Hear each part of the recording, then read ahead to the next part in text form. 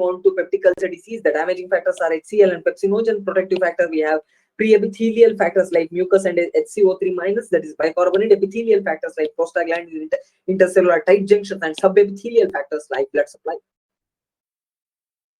The most common cause impairing this damaging and protective factor are NSAIDs, followed by, and also we have H. pylori. The H. pylori we discussed extensively. H. pylori is a triple positive bacteria, which is catalase positive, oxidase positive, and urease positive. The pathophysiology basics we saw in 100% of us, almost 100% of us, we have colonization of H. pylori in Indians, where the colonization, usually the bacteria attaches to the antrum or pyloric region, then followed by migration into the, it can migrate upwards in the body and fundus. In 10% of them, it can lead on to duodenal ulcer, gastric ulcer, stomach carcinoma, or maltoma. Now, it is protective. H. pylori infection is protective as a GERD, Barrett's esophagus, and adenocarcinoma of esophagus. How it causes peptic ulcer?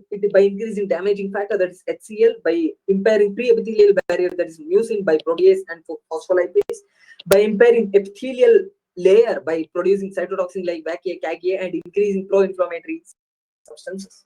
The clinical manifestation is epigastric pain and also nocturnal pain, which is relieved on food and aggravates on fasting.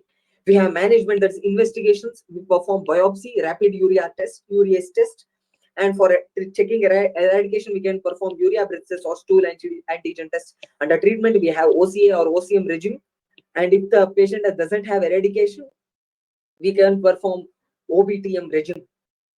Then we saw clinical manifestations of peptic ulcer disease, that is recurrent abdominal pain, epigastric pain, burning character radiating to back and thorax. Along with the patient may have nocturnal pain. The pain relieved on food. In case of duodenal ulcer, aggravate on gastric ulcer. The pain is episodic or periodic. Associated with that, the patient may have retrosternal burning pain, increased salivation, acid reflux, and bloating.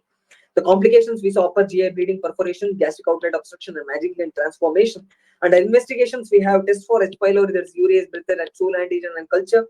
Most sensitive and specific test is endoscopy, followed by biopsy. Then we can rule out malignancy and test for H. pylori infection. Endoscopy ultrasound can be done to look for enlarged lymph nodes in case of malignancies. The treatment we saw, we avoid the things which are causing damage. And also antacids, we can give aluminum hydroxide, magnesium hydroxide. We reduce HCl secretion by giving H2 blockers or proton pump inhibitors. We can give cytoprotective agents like sucralfate if the patient is refractory to medical treatment or has complications. In the case of chronic non-healing ulcer, we can perform